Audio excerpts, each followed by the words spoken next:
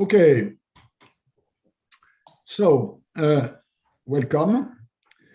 Welcome to this event, which is co-organized by the Paris Peace Forum, which I have the privilege to chair, and by one famous NGO who was launched by our friend Bono. The purpose of this event is to advocate, to outline, to display a new initiative that was set up last week between the IMF, the World Bank, the WTO, and the WHO, according to an idea which is that what is needed now in order to avoid this looming vaccine global apartheid, what is needed now is to strengthen, beef up the coordination under the form of a war room. We have many reasons to try and avoid what for the moment is intolerable imbalance between vaccination in the north and vaccination in the south. We have moral reasons to do that. We have economic reasons to do that. And I think the paper with the IMF tabled recently is an incredibly convincing case that in this case, morals and economics go hand in hand. And we also obviously have sanitary reasons, not least because what we are just learning in recent days about this famous Delta variant takes us, at least takes the one who know, to the conclusion that 2 jabs is the way to protect from this Delta infection, whether only 1 jab may not do the trick. So it's becoming even more urgent than in the past. In order to discuss this question, we will have this afternoon 3 of the main protagonists, who are 4. Tedros, the WHO DG, is not with us for specific reasons. He had to pull out from this program. We have the managing director of the IMF, Kristalina Georgieva. We have Ngozi, Okonjo-Iweala, who now heads the World Trade Organization, and we will have a message from David Malpass. So without further ado, I will ask first Kristalina to tell us how she sees this idea of a much more coordinated war room in order to advance the production of not only vaccines, but also other health tools. And then I will ask Ngozi to focus more on what she launched within the WTO, which is to try and address the trade part of this. Kristalina, over to you. Thank you very much, Pascal, to you and also to Juan for giving us a chance to talk on a topic that is top of mind for us, but it is also top of mind for citizens. Why it is so critical to accelerate action and to improve the coherence, the coordination in action, for 2 very, very important reasons. The first one is the dangerous divergence that we are seeing in our world, with some countries pulling out of the pandemic, having sufficient fiscal and monetary policy space to help their businesses and their people, and stepping up in growth terms in a way that we have not seen in decades. In other words, after what was a year of a crisis like no other, we are now seeing recovery like no other. At the IMF, just a couple of days ago, we reported on our projections for the US economy, 7% growth for this year, followed by at least 5% next year. And just to remind our listeners, the US has not had 7% growth since 1984, a generation ago. This is good news for the American people. It is also good news in a spillover of the economic impact for the rest of the world. But if at the same time we have the duality of vaccination paths with many countries in the developing world, majority of countries in the developing world falling behind in vaccinations, this is going to be holding back their recoveries. What does it mean if we fast forward a year, 2 years down the road? If that divergence continues, it may mean that we have advanced economies normalizing their monetary policy. In other words, in the United States, we may see interest rates going, of course, in a well-communicated manner, but still going somewhat up, whereas other countries are not yet growing, but they have accumulated a lot of debt, in many cases dollar-denominated debt, that would become more expensive to serve while the economies are still being held back. That is danger for the coherence of growth, and it is also danger for global stability and security. Two, as long as this pandemic continues to roam around with new mutations coming, as long as we have this fertile ground for new mutations, they will ricochet back in the vaccinated world.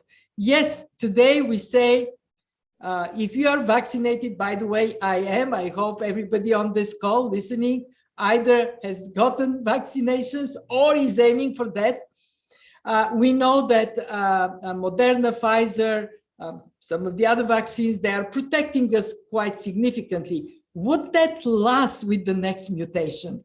So I think it is so very straightforward that for economic and also, as you said in the beginning, for ethical reasons, we ought to vaccinate the world. And to finish on my introduction, one, we can. It is a solvable problem. We can provide accelerated vaccinations. So by the end of this year, we reach 40% target in all countries. By mid next year, 60%. It is possible. But it is only possible, and this is my final point, if we all pull together. If we are to secure the funding that is necessary, we put a price tag of this plan of vaccinating the world to 40% this year, to 60% next year at $50 billion. By the way, an amount that dwarfs the economic benefit of vaccination. And we know that we have to make sure that what advanced economies are not using as vaccines ought to be very swiftly moved to where it is needed. Africa is now burning. Latin America has very severe needs. So do many countries in South Asia, in the Middle East. If you don't need it, if you have booked more than vaccines than you need, move it now. What is that we are calling for? 1 billion doses this year to be transmitted from advanced economies to developing countries. Two, we have to produce more in more places because we might need to vaccinate again next year, the vaccinated people, and we may recognize that in developing countries, the health systems could create more loss of vaccines. So produce more and produce more in Africa, in Latin America, in other places. And three, between now and when everybody gets vaccinated or majority get vaccinated, make sure that we can rapidly deliver oxygen, PPEs, therapeutics to countries that are being hit by a rising wave of vaccines. So why the four of us? Because the World Bank plays a hugely important role to mobilize and deliver vaccines. WHO has the capacity to identify where we need to move resources fast. Ngozi would talk about WTO eliminating the barriers to get to vaccinating the world. And the IMF is the one that makes the economic case rationally and also is able to track where the financing is moving. And let me finish on a positive note. Financing is moving. So we are seeing the gap just a couple of weeks ago was 35 billion in grants that shrunk by more than 1/3, and then it shrunk a bit more. And the value of us working together is to track progress so we can identify where the gaps are, why they're there, and fix it. So thanks very much, Pascal, for giving us a chance to pitch for optimism. We can do this. We can vaccinate the world. Thanks, Kristalina, for your engagement, your energy, your consistency. I'll now give the floor to Ngozi, who's the DG of the World Trade Organization. Just like you in the IMF, she's been putting this vaccine issue top of the WTO agenda, which was not a given for reasons we all know. So, Ngozi, what are you doing in this club of four? Well, thank you very much, Pascal. It's a pleasure to see you and Kristalina. And Kristalina has very nicely set the scene in her usual very clear fashion. So I can follow on from that. Let me just, amplify one or two things Kristalina said, and then I'll come to the role of the WTO and of trade. This inequity in access of vaccines that we're talking about, is so stark when you look at the numbers.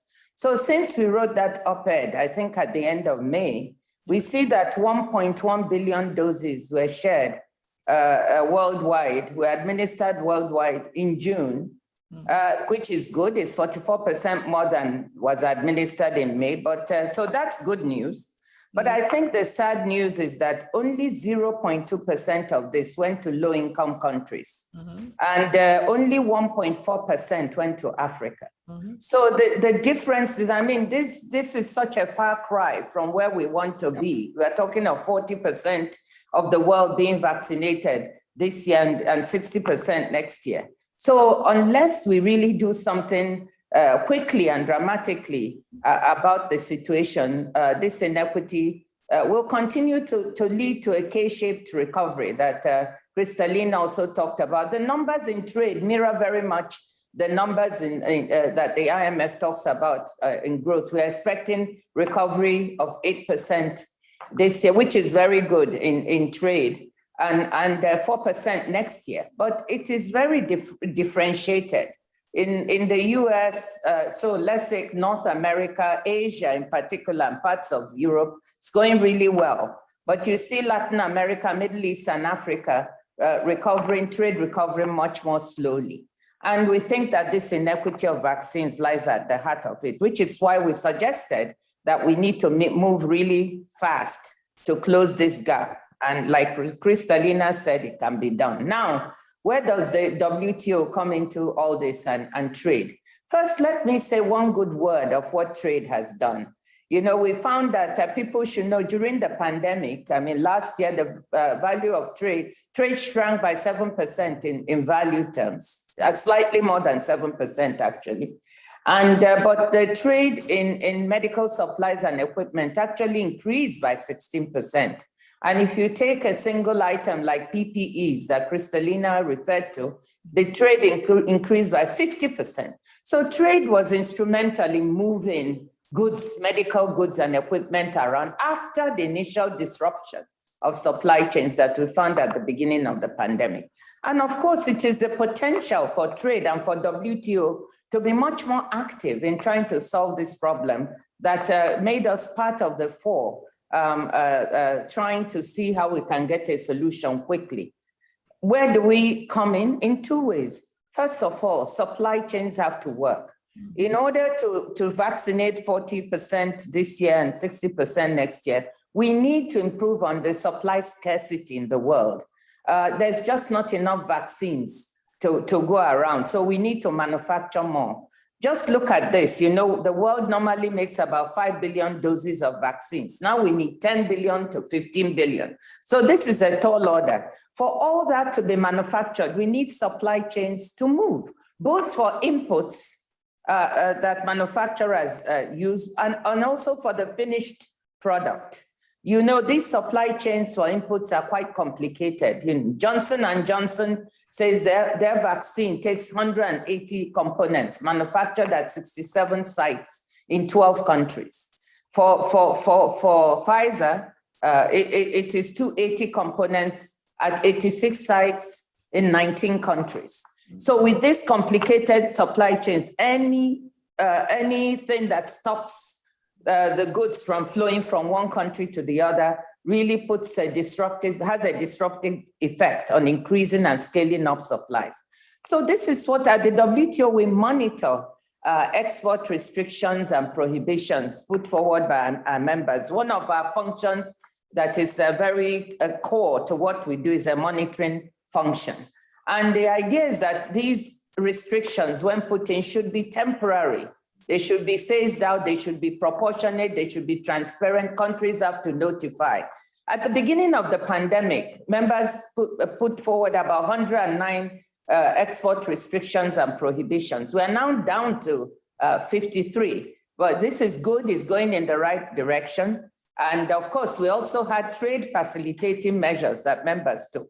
But for me, the 53 still has to go further down if things are to move. It's still too many. And it is in trying to tell countries to really look at these and remove these restrictions on the way of both exports of finished products, but also inputs. This is where we can work with manufacturers. Second, we had a meeting at the WTO 2 months ago with vaccine manufacturers to see how we can partner with them. Well, if we monitor supply chains and we can put in some kind of mechanisms to help work with them directly as they increase manufacturing capacity in emerging markets and developing countries, then this would really be helpful.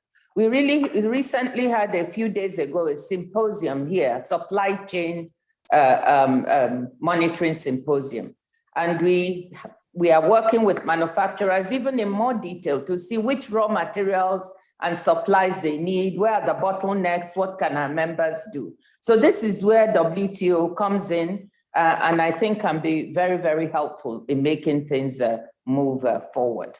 Let me just also say that you know, we are sending a message to the G20 in particular, you know, asking them to do more. Well, G20 members took about 101 trade measures during this pandemic, and 72%, 62 of those measures, or 72%, were trade facilitating, so they were on the good side. 39 measures were trade restrictive. And they've started to take those out. But again, the pace needs to be faster. We need to open up more. This is where they can really set a good example. So those are some of the things where the part we think we can play in helping to solve this issue of getting vaccine access. Thanks very much, Ngozi, and thanks for bringing us nearer to the ground and to the problems that need to be overcome, the bottlenecks, the dots in whatever supply chain, which, as you said, in this production of vaccines is extremely complex and sensitive. It's, I think, a good illustration of the problems we have and the way to overcome them. We will now listen to the message by David Malpass, the president of the World Bank. And then I will be back to both of you for a few questions on the very next steps, waiting for this G20, which you mentioned and which may be part of our time horizon. So we'll now listen to David Malpass and then be back to you. Good morning, good afternoon, good evening. I'm very pleased to be here alongside my friends and colleagues Kristalina and Ngozi. Thanks to the Paris Peace Forum and One Campaign for your warm invitation. I should note that the Paris Peace Forum has advocated for peace for decades. It makes sense that this year's focus is on working toward an end to the COVID-19 pandemic and preparing for future crises. This has been a challenging year for all of us, including the World Bank, and we have mounted an extraordinary response. Last week, I announced the bank group was completing our fiscal year with a record expansion of financing, including a substantial COVID-19 response. This is the largest and fastest crisis response ever in our history. So far, we've committed over $155 billion to fight COVID-19's health, economic, and social impacts. We've scaled up our financing by 60%, despite working from home, helping more than 100 countries address the health emergency. This includes strengthening health systems and pandemic preparedness, protecting the poor, providing social protection systems, and preserving jobs. While COVID-19 is the immediate concern, we aren't complacent in addressing competing priorities like climate change, fragility, and inclusive growth. It is clear that the pandemic will not end until there is greater access to vaccines. Lack of vaccine distribution is leaving millions of people vulnerable to the virus, and it's allowing variants to emerge. Vaccines offer the best path to ending this pandemic and putting the world on a path to recovery. The pandemic needs to be controlled in all countries to foster a truly global recovery. The strong but uneven economic recovery we are seeing underscores the need for action from governments, the private sector, and the international community. The World Bank Group is playing an important role. We are using our convening power, knowledge, and global presence to help countries identify gaps. We are also providing the financing and policy solutions to fill those gaps in coordination with relevant partners and on the ground. Last week, I had the pleasure to convene and chair our first meeting of a task force on COVID-19 vaccines, also therapeutics and diagnostics for developing countries. Together, we have committed to redoubling our efforts to get vaccines into people's arms. In that vein, last week, I was pleased to announce that the bank has approved COVID-19 vaccine deployment operations for over 50 developing countries, over half of which are in Africa, for a total of over $4 billion in financing. We expect that many more operations will be approved over the coming weeks, with requests for financing received from a total of 41 African countries alone. In view of the increased demand for vaccine financing for the bank, I was pleased to announce last week that the World Bank is expanding its financing available for vaccines to $20 billion over the next 18 months. With less than 1% of the African population vaccinated, this is a priority area for us, and we're excited to be working in partnership with the African Union to fast-track vaccine acquisition on the continent and avoid a third wave. This should provide resources to purchase and deploy vaccines for up to 400 million people across Africa in support of the Africa Vaccine Acquisition Task Team, AVAT. In addition, the IFC has committed over $1.1 billion to help healthcare systems globally respond to the pandemic and become more resilient. Just last week, IFC and partners concluded the mobilization of a major financing package for Aspen Pharmacare Holdings Limited, a leading pharmaceutical company in South Africa that's playing a major role in producing COVID-19 treatment and therapies and vaccines on the African continent. We are also preparing for future crises. Working on preparedness is integral to the mission of the World Bank Group and requires investments across sectors, not just in healthcare. COVID has shown that social protection, education, infrastructure, and importantly, digital connectivity are crucial, along with the focus on the poorest and most vulnerable. We must also invest in sustainable and safe food systems. The World Bank Group is committed to supporting long-term development and growth. This is a critical moment for the World Bank as we enter the IDA 20 replenishment cycle. We've brought forward this replenishment to mobilize additional financing and support countries in building back better from the crisis.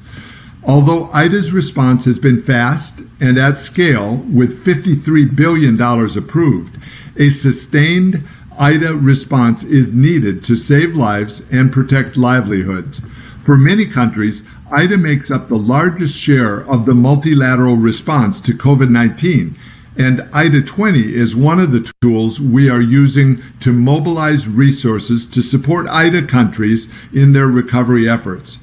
The replenishment process is underway, targeting donor pledges in December 2021.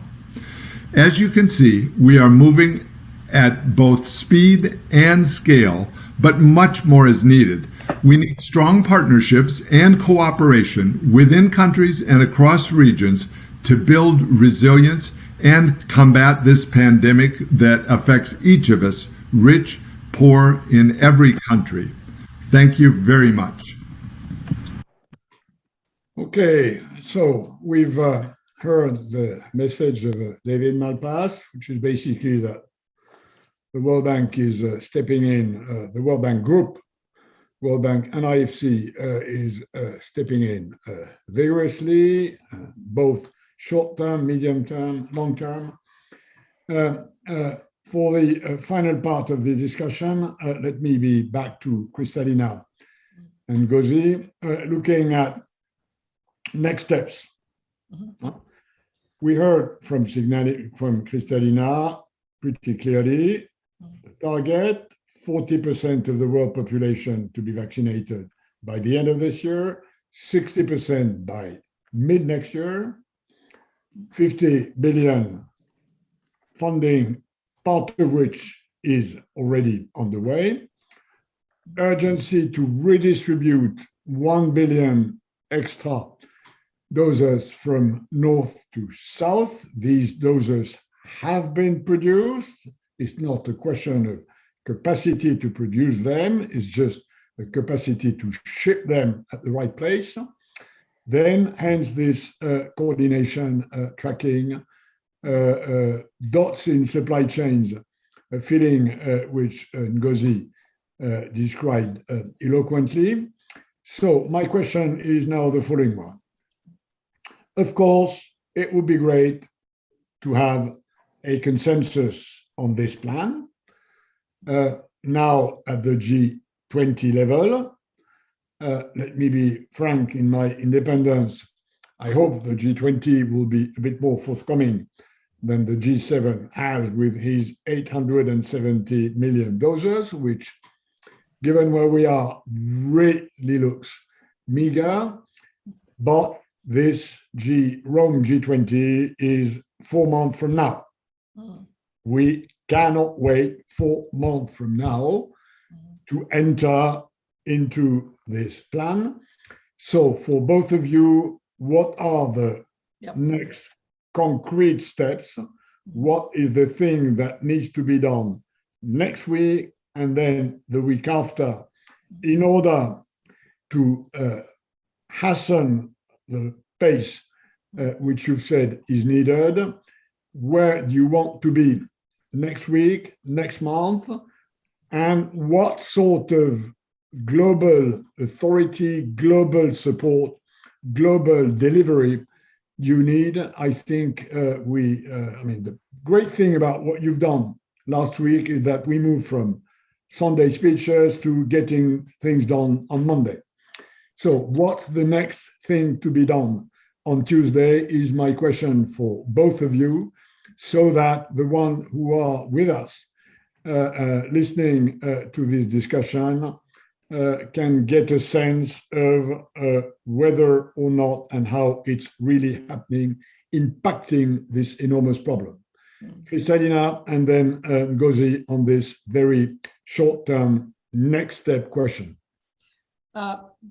Thank you, Pascal. We know from long experience that good data leads to proper and effective action. So our first step now is we are integrating data on a country by country basis that gives us a map as to where progress is made, where it is falling short, and why. So we can then be much more specific, especially the World Bank, WHO, the organizations that are based on the ground. And by the way, I should mention also the ACT Accelerator, Gavi, COVAX, integrating data. What we found is that we have a bit of disconnect. Things are happening, but they're not connected in a way that we can see the totality of action, but also the totality of the gaps, the specificity of the gaps. We think of our war room as the place where you can have a good war plan that has that specificity of action. Second, we are now zeroing in on the two things that set priorities for the time of the war, where we are in this war. And one is to recognize that the third wave is hitting Africa, and to recognize that we have increases because of the Delta variant kind of around the world, and then correlate these increases to level of vaccination, and then define where we have to press much more strongly.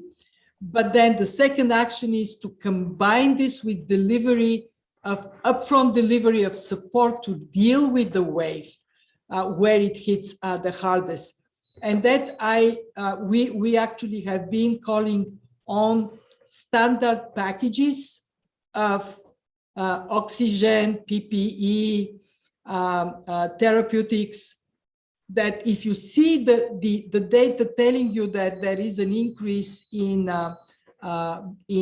infections, that the package is delivered, and what we want is to have that delivery map. Fortunately, quite a lot of this exists. It is really a matter of recognizing where there may be gaps. And then three, we have made the call to the G20.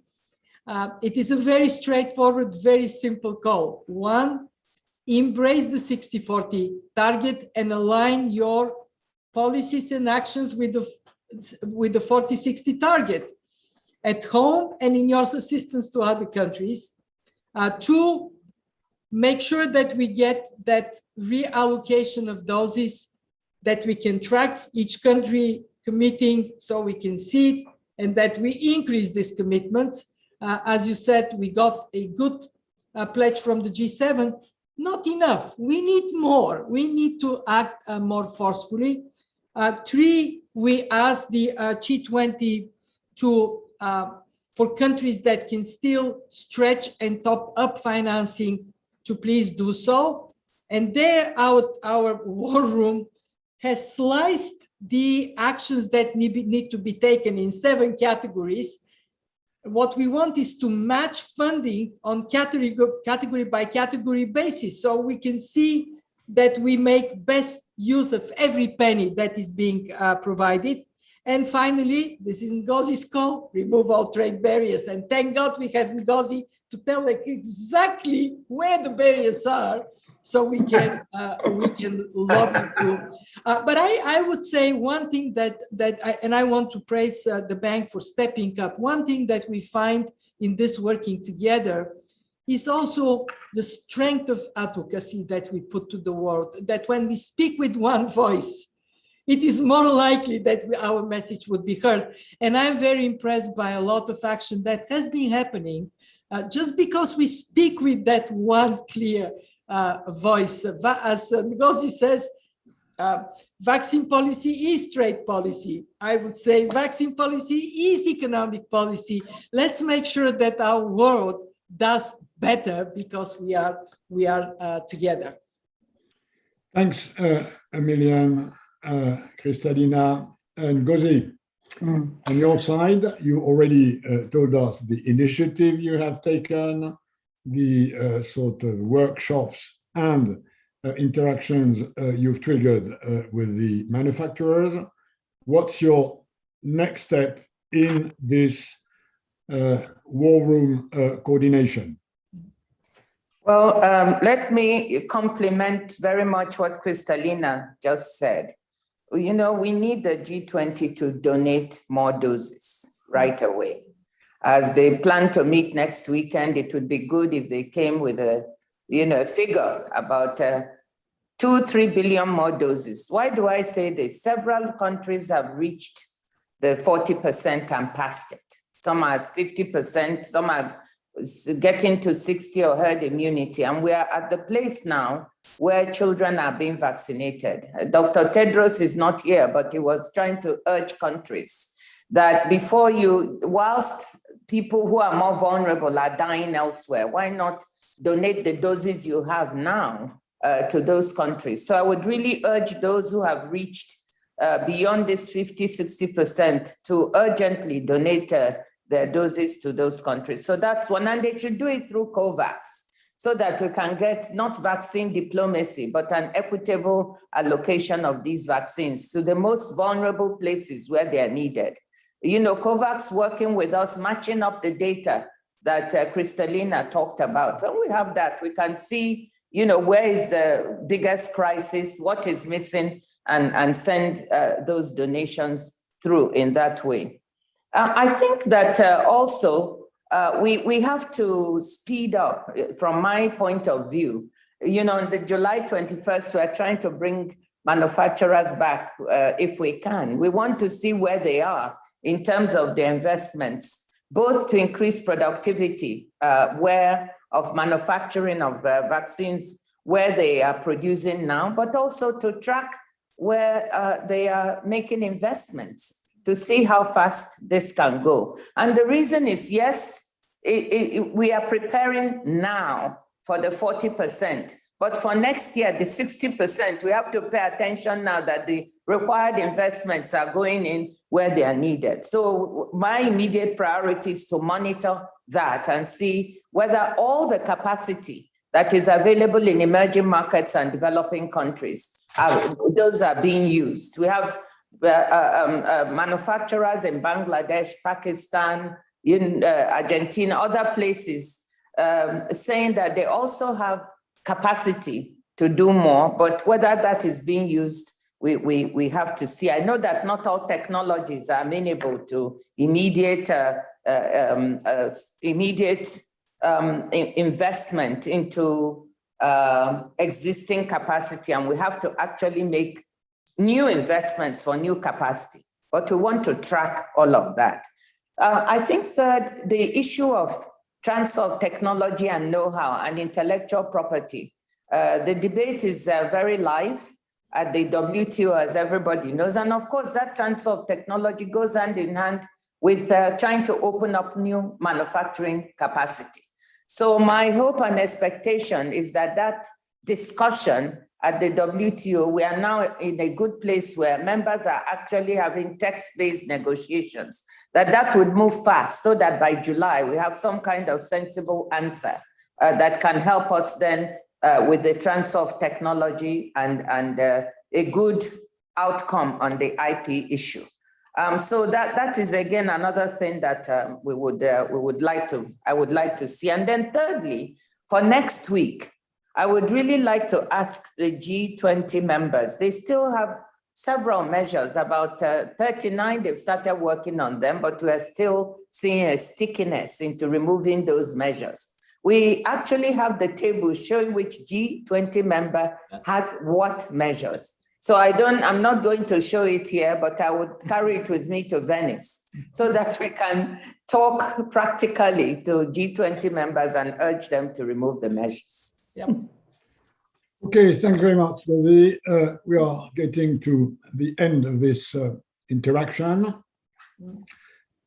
which I will, of course, not conclude because this is about action, not any more speeches. But I think it's now clear that we have sort of all hands on deck, and that the four of you have decided, although you are all member-driven, and I remember what member-driven sometimes means, although you're all member-driven, you are stepping a bit ahead of what your members can do, and that's, I think, personally the way to go. So, all hands on deck, and congratulations for having taken this initiative. It's about gap filling. It's about gap filling in finance, in existing dosers, in production capacities, in data, in coordination. And I think the case is absolutely convincing. So thanks for having stepped in vigorously. All eyes on the G20 next week, whichever formation of the G20 it is. I think we all have to push for as much of what you are doing to be supported, enhanced, praised by the leaders of this planet. Thanks to the teams on the Paris Peace Forum and on the side of one for having prepared and organized this event. Thanks to the four of you for your availability, even if Tedros had to step out at the last minute. And my wish, as far as I'm concerned, as chair of this forum, is that when we have our annual event, which is very late in the year, like every year, 11th to 13th of November, my biggest wish is that we could by then be proud to say that the Paris Peace Forum has helped catalyzing what you are trying to do. If this could happen, I would be very happy. Bye to all of you. Thanks very much for joining, and let's keep pushing as much as we can. Yep, thank you. Thank you. Thank you, Pascal. Thanks to Peace Forum and to One. Bye-bye. Bye. Bye, Kristalina. Bye.